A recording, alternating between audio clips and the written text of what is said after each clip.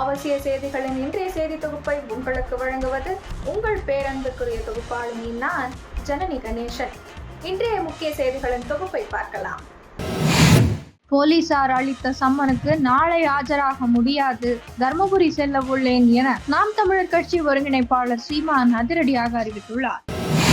தமிழ் மொழியை வியாபாரமாகவும் அரசியல் செய்யவும் மட்டுமே திமுக தொடர்ந்து பயன்படுத்தி வருகிறது என தமிழக பாஜக தலைவர் அண்ணாமலை குற்றம் சாட்டியுள்ளார்.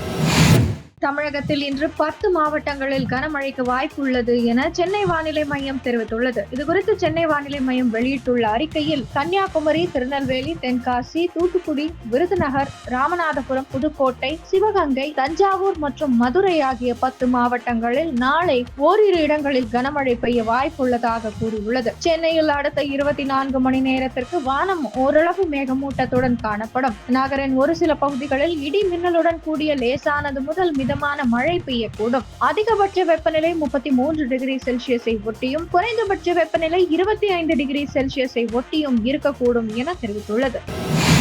செங்கல்பட்டு மாவட்டம் திருக்கழுக்குன்றம் அதிமுக பேரூராட்சி செயலாளர் தாக்கப்பட்ட சம்பவத்தை கண்டித்து தடையை மீறி போராட்டம் நடத்த முயன்றதாக அதிமுக முன்னாள் அமைச்சர் ஜெயக்குமார் உட்பட 50க்கும் மேற்பட்டோரை போலீசார் கைது செய்தனர். இதற்கு எதிர்க்கட்சி தலைவர் பழனிசாமி கடும் கண்டனம் தெரிவித்துள்ளார். தமிழகத்தின் ஆழ்கடல் பகுதியில் ஹைட்ரோ கார்பன் எடுப்பதற்கான 7 அறிவிப்பை மத்திய அரசு திரும்ப பெற வேண்டும் என்று பாமக நிறுவனர் ராமதாஸ் வலியுறுத்தியுள்ளார். ராஞ்சி ஐஐடி மாணவர்களுடன் கடந்த 22ஆம் தேதி ஆன்லைன் கருத்தரங்கில் பேசிய போது ஆபாச படங்களை புகுத்தி சிலர் தொந்தரவு செய்ததாகவும் ஜனநாயகத்தில் இது ஏற்புடையதா என சாம் பிட்ரோடா கேள்வி எழுப்பியிருந்தார். அவருடைய கருத்தை மத்திய கல்வி அமைச்சகம் மறுத்துள்ளது. சாம் பிட்ரோடா சொல்வது போல் அப்படி ஒரு ஐஐடியே ராஞ்சி நகரில் இல்லை, அங்கு ஐஐஐடி கல்வி நிறுவனம் தான் இருக்கிறது. அவர்களும் சாம் பிட்ரோடாவை எந்த நிகழ்ச்சிக்கும் அழைக்கவில்லை என தெரிவித்துள்ளனர். சாம் பிட்ரோடா அடிப்படையே இல்லாத கருத்துக்களை கூறி அறியாமையை வெளிப்படுத்தி இருக்கிறார். நாட்டில் சிறப்பாக செயல்படும் உயர்கல்வி நிறுவனத்தின் புகழை கெடுக்கும் வகையில் அவருடைய கருத்து பொறுப்பற்றதாக இருக்கிறது. இவ்வாறு மத்திய கல்வி அமைச்சகம் கண்டனம் தெரிவித்துள்ளது. வரும் மேற்கு வங்க சட்டசபை தேர்தலில் மொத்தம் உள்ள 294 தொகுதிகளில் 215 தொகுதிகளுக்கு மேற்பட்ட இடங்களில் வெல்வோம், பாஜகவின் ஓட்டு சதவிகிதம் குறைவதை உறுதி செய்வோம் என அம்மாநில முதல்வர் மம்தா பானர்ஜி தெரிவித்துள்ளார்.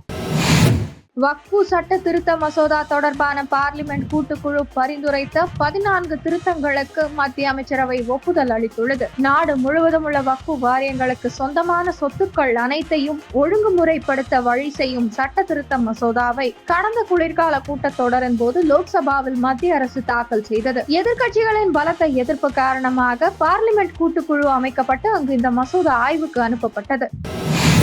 மகா கும்பமேளா நிகழ்ச்சி நிறைவடைந்தது. 140 கோடி இந்தியர்கள் பிரயாக்ராஜில் ஒற்றுமையின் இந்த மாபெரும் சங்கமத்தில் 45 நாட்கள் நம்பிக்கையுடன் கூடிய விதம் உண்மையிலேயே அபாரமானது என்று பிரதமர் மோடி பதிவிட்டுள்ளார். அதிபர் டிரம்பின் அமைச்சரவை கூட்டத்தில் நிறைய கொலை மிரட்டல்கள் வருவதாக தொழிலதிபர் எலான் மஸ்க் பேசுகையில் தெரிவித்துள்ள சம்பவம் சர்வதேச அரசியலில் பரபரப்பை ஏற்படுத்தியுள்ளது. இத்துடன் இன்றைய முக்கிய செய்திகள் நிறைவடைந்தன. மீண்டும் நாளை காலை 8 மணிக்கு உங்களை சந்திக்கிறேன். மறக்காமல் சேனலை சப்ஸ்கிரைப் செய்வதுடன் அனைவருடனும் பகிருங்கள். நன்றி, வணக்கம், ஜெய் ஹிந்த்.